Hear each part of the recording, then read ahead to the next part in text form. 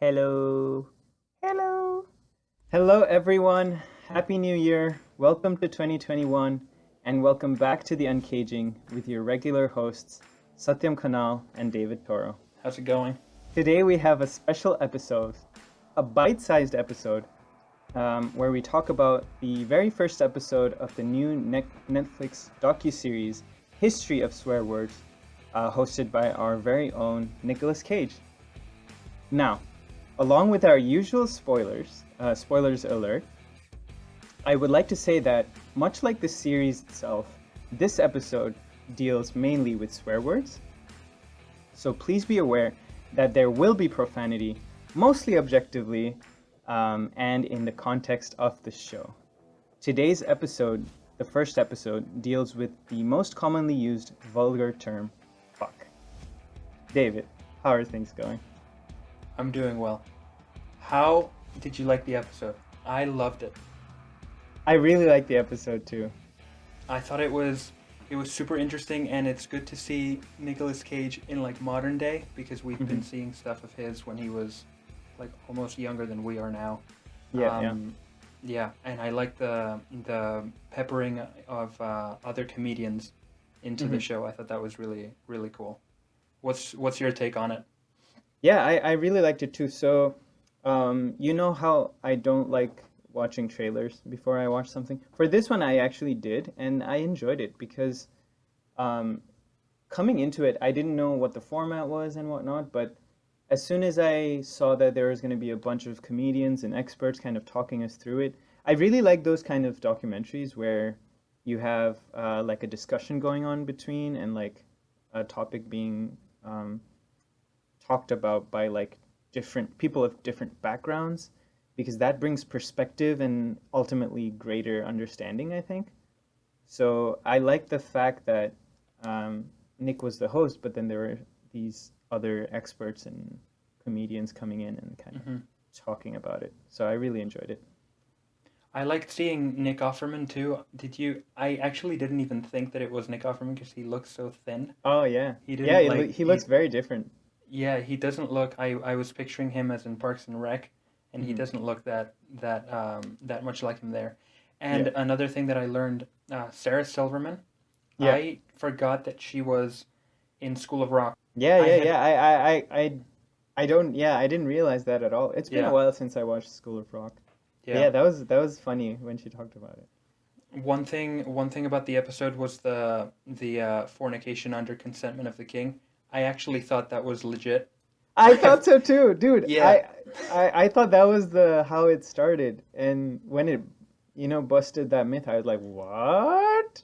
yeah. Yeah, that was I funny. was completely sold on that. So Yeah, me yeah, too. I thought overall it was really good. Hmm. Historical context. I like the little also segments of where they kind of goof off when they do that fuck family tree, and Yeah. Oh, it's they it's kind of that Australian guy who just kind of yeah just goes off. Yeah, it was pretty funny. yeah. I thought it was pretty well done, and I'm glad that it's only 20 minutes instead of like a 40-minute thing.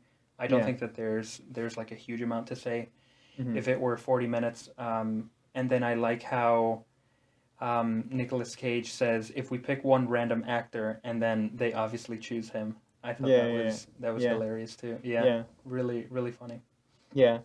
I also liked when they said which actor they thought had the most the usage of fuck the most in movies. I also thought Samuel L. Jackson because you know how he's like the and if it's movies that are like R-rated or whatnot, he says it, and if it's not, like they kind of quietly or hmm creatively try to have him talk about it but not really say it. Like for example, in Captain Marvel. So I've watched a bunch of Marvel movies. So in Captain Marvel, in the Marvel universe, he has a big role to play as the director of Shield, Nick Fury.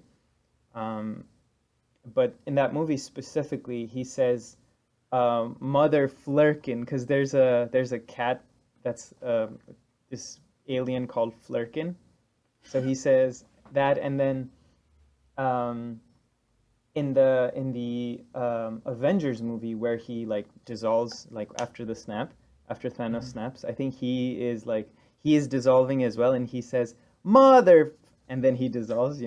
So it's I definitely, when I think of the word coming out of the actors in movies, I think of Samuel L. Jackson. So it was, but I have watched Wolf of Wall Street as well, and Jonah Hill does say it a lot in that movie. So I I did can not see know that why. he like says it.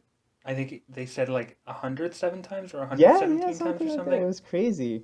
Yeah, Yeah, yeah. I had always pictured Samuel L. Jackson in like Pulp Fiction or Snakes on a Plane, like they reference in the exactly. show. Yeah, yeah. Yeah, And those are yeah. the He's iconic uses, yeah, yeah. He's Um, like tied forever, tied with the word "fuck" yeah, in his script.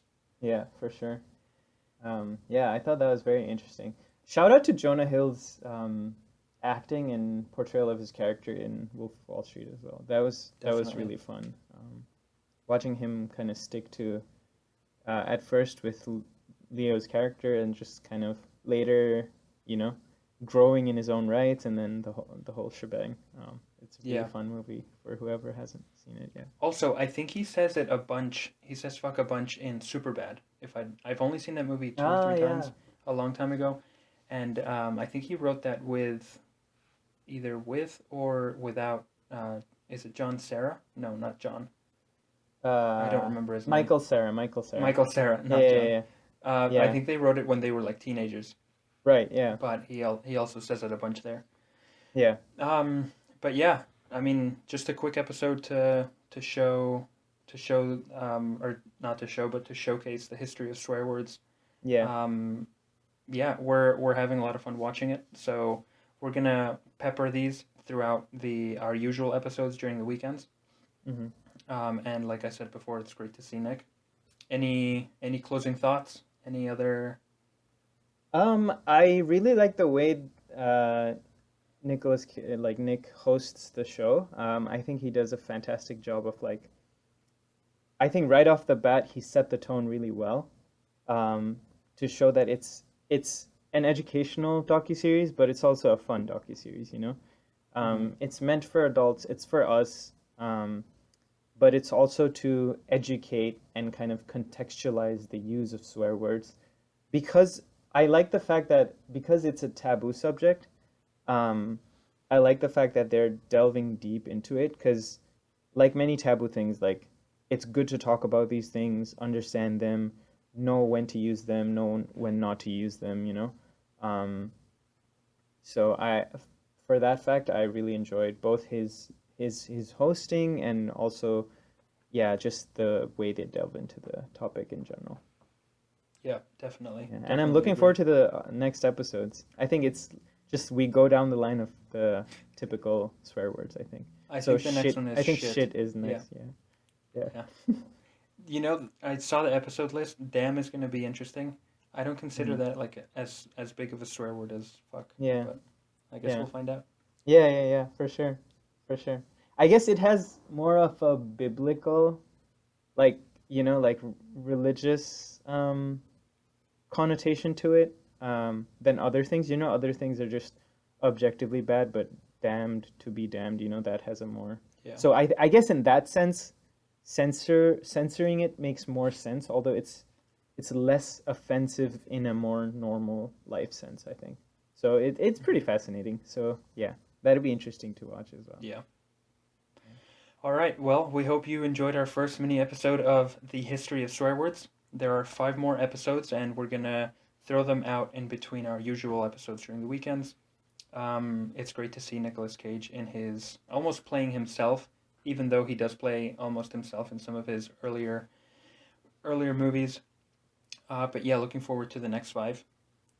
For anyone who has been keeping up, we are now on YouTube and on Instagram. So share, subscribe, and follow us as usual.